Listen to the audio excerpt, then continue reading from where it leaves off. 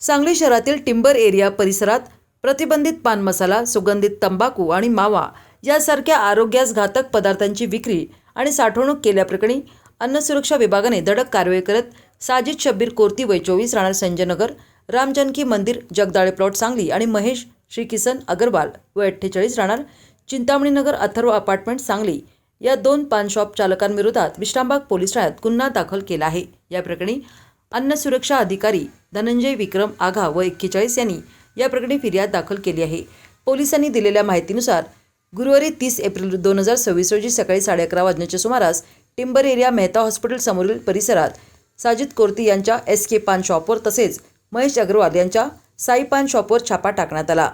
तपासादरम्यान पान मसाला, सुगंधित तंबाखू, मावा यासारखे शासनाने प्रतिबंधित केलेले आणि मानवी आरोग्यास अपायकारक पदार्थ विक्रीसाठी साठवून ठेवलेले आढळून आले। यांनी अन्न सुरक्षा आणि मानक कायदा 2006 मधील विविध कलमांचे उल्लंघन केले असून अन्न सुरक्षा आयुक्तांच्या अधिसूचनेचेही उल्लंघन केले आहे।